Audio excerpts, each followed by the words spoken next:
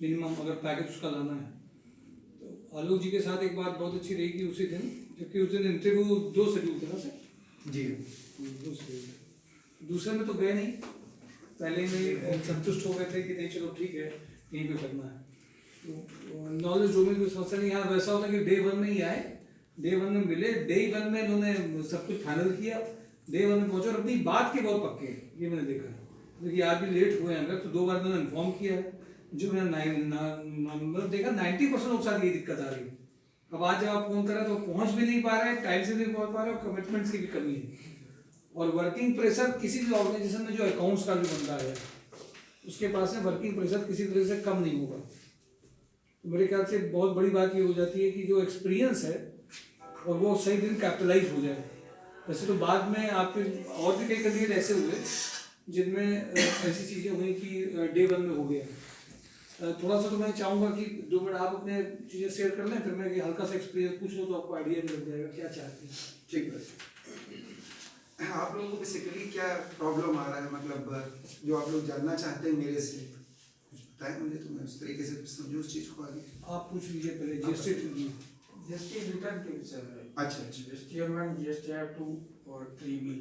ठीक है, मतलब आप 3B इसको की वर्किंग बता दें। 3B की वर्किंग, चलिए ये भी बता 3B में दें। जो टैक्सेशन डिडक्ट करते हैं परचेज से माइनस करके, वो क्या वर्किंग होती है, बस वो दिक्कत है। ठीक है बता देंगे। बस मेरी सब यही है, इतनी है। आप क्या कर रहे हैं आप बताइए। सर जो जीएसटी मैंने सीखी नहीं टैली को जीएसटी समझ। अच्छा आप तो भी फ्रेशर ही हैं, क्या ऐसे कर रहे हैं ना, क्या बता रहे हैं? सेम इंटर कर रहे हैं। तो टैक्सेशन से तो आपको ना मतलब एंट्री तो आपको समझ में आती होगी ना कि हमने कोई आइटम परचेज किया, कोई आइटम सेल किया, व्हाटएवर, वो चीज़ तो समझ में आती होगी, बस टैली का आपको एक्सपीरियंस नहीं ना। जो टैली सीखी हुई है मैंने, लेकिन मुझे जीएसटी नहीं आती। ठीक है वो भी बता देंगे। आप बताइए। ये तो बिगिनर है ये। अच्छा बिगनर है आपका टैक्सेशन में रहा है ना कुछ मोनी में कर रहे हैं। सर मैं नेविजन में करता था। हाँ हाँ नेविजन में क्या होता था कि उससे डाटा अपलोड करके हम लोग क्लियर टैक्स करके टैक्सेशन का ले रखा था हम लोगों ने। हाँ हाँ। उस पे करते थे, तो उससे अपलोड करके हम लोग। देखिए यूटिलिटी कई एक होंगी, फंडामेंटल चीज एक इसी में होगी। कंफ्यूजन है कि जैसे नॉर्मल अब हर जगह अपना अपना अलग अलग डाटा बिल्कुल, वो होगा। तो बस उसी में कि कहीं पे कनेक्टिविटी जो होती है उसकी वहां से हटने के बाद, उस डाटा से हटने के बाद जो जीएसटी के डाटे में कनेक्टिविटी होती है, बस उसकी प्रॉब्लम। ठीक है देखिए यूटिलिटी आपको क्लियर टैक्स की भी मिल जाएगी, माई जीएसटी कैफे भी है, इस तरीके से कम 8-10 यूटिलिटीज है। सॉफ्टवेयर से सब जगह ये हो। हाँ हमारे पास क्या है वो हमको अपने उस हिसाब से जीएसटी पे जाना है। मोस्ट प्रिवेलिंग जो सॉफ्टवेयर है वो टैली का है। नॉर्मल लेटेस्ट वर्जन जो है वो है प्राइम। ठीक है अभी ERP 9 पे हम लोग काम कर रहे थे, अब आने वाले टाइम में सब जगह अपग्रेड होकर प्राइम हो जाने वाला है। उसकी वजह है इनवॉइसिंग। जो बड़ी बड़ी यूनिट्स हैं जिनका टर्नओवर 100 करोड़ या उससे ज़्यादा का है, उसमें इनवॉइसिंग मैंडेटरी हो गई है। उस वजह से क्या हो गया है कि आपने देखा होगा जब अमेजन से आप कोई चीज़ परचेज करते हो या फ्लिपकार्ट से, तो एक उसके ऊपर QR कोड लिखा बना हुआ होता है, दैट इज इनवॉइसिंग। इनवॉइसिंग अभी B2B सेगमेंट में कंपलसरी हुई है। मतलब आप जिस बिल को रेज करते हैं जीएसटी नंबर के साथ, और जिस कस्टमर को इनपुट लेना है, जो आपका कस्टमर है वो कहता है मुझे इसका इनपुट लेना है, जीएसटी जाते हैं हम लोग। हाँ GST that is called B2B segment. ठीक है B2B सेगमेंट मैंडेटरी हुआ है। आगे क्या करते हैं, पहले 500 करोड़ की लिमिट थी, 500 करोड़ या उससे ज्यादा का टर्नओवर जिन यूनिट्स का उस पे इनवॉइसिंग मैंडेटरी है। अभी इन्होंने रिड्यूस करके 1 जनवरी से 100 करोड़ या उससे ज्यादा के टर्नओवर वाली यूनिट्स के ऊपर इसको मैंडेटरी कर दिया। आने वाले टाइम पे इसको हो सकता है रिड्यूस करके 10 करोड़ तक ले। अब 10 करोड़ का टर्नओवर आज की तारीख में बहुत बड़ा नहीं है, देखा जाए तो इट इज अगर किसी का बिजनेस अच्छा चल रहा है वो 10 करोड़ का टर्नओवर अचीव कर लेता है। अब व्हाटएवर दैट बी, वो 50 करोड़ की लिमिट हो या 10 करोड़ की, लेकिन हम जिस में हो सकता है उसमें मैंडेटरी हो जाए, तो इनवॉइसिंग में एक इशू हो जाता है। अब दिक्कत ये आती है कि आप जिस यूटिलिटी का यूज कर रहे हैं वो यूटिलिटी पर्सन टू पर्सन या ऑर्गेनाइजेशन टू ऑर्गेनाइजेशन वेरी करती है। Follow me? जैसे कहीं पर एक्सपोर्ट भी हो रहा होगा, कहीं पर इंपोर्ट भी हो रहा होगा, कहीं पर आपकी जो सेल होगी B2B सेगमेंट में ज्यादा होगी, B2C सेगमेंट में कम होगी, कहीं आप किसी ई कॉमर्स कंपनी के साथ भी ट्रीट कर रहे हो जैसे अमेजन के साथ, फ्लिपकार्ट के साथ, तो दिक्कतें वहां पर आती हैं, उसकी रिपोर्टिंग थोड़ी डिफरेंट हो जाती है। उन्होंने गाइडलाइन जो जारी करी है वो ये जारी करी है कि B2B सेगमेंट में चाहे 1000 रुपए का बिल हो चाहे 10 लाख का बिल हो, और अगर आपके यूनिट का टर्नओवर 100 करोड़ या उससे ज्यादा है, तो इनवॉइसिंग करनी है B2B सेगमेंट में।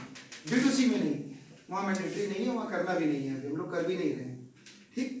तो अब यूटिलिटी आपने बताया क्लियर टैक्स के लिए रखी है, तो क्लियर टैक्स की यूटिलिटी जरूरी नहीं है कि आपको दूसरे रेगुलेशन में मिलेगा, लेकिन हम आपको ये बता सकते हैं मोस्ट कॉमन फीचर्स क्या है जो नॉर्मली हाँ टैली है, और टैली में आपको कैसे रिपोर्टिंग करनी है।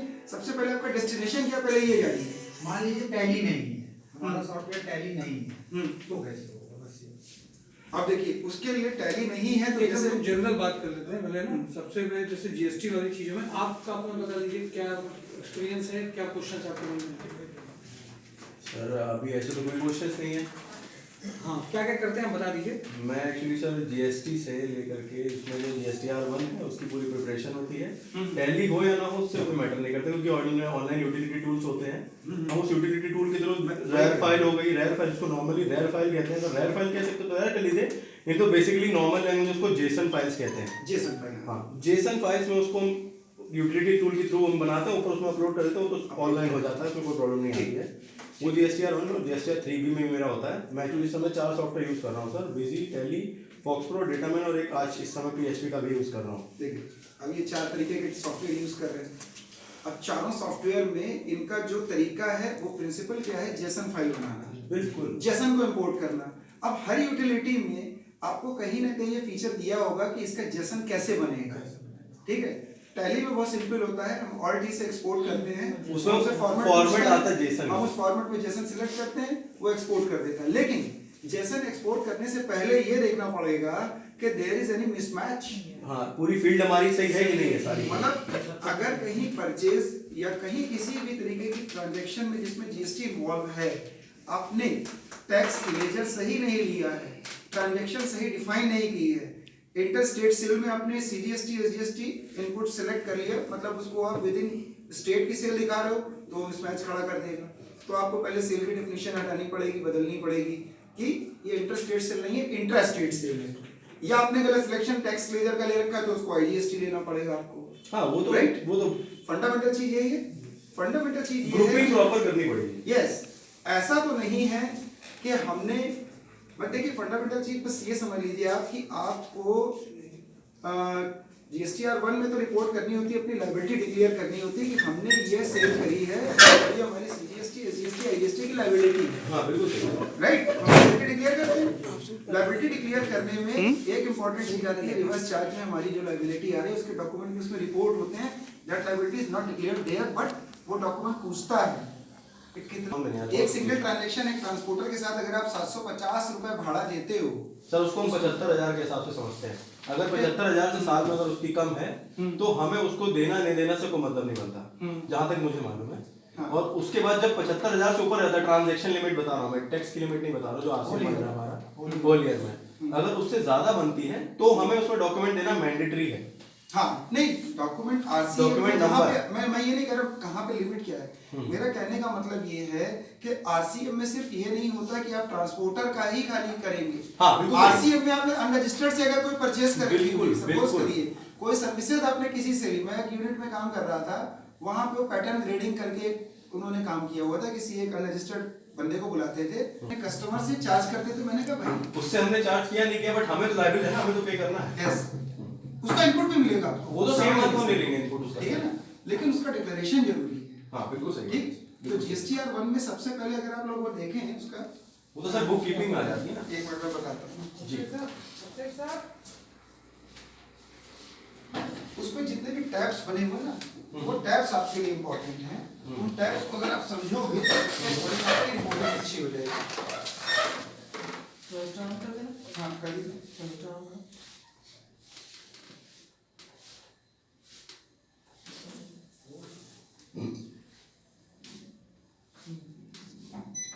इसको राउंड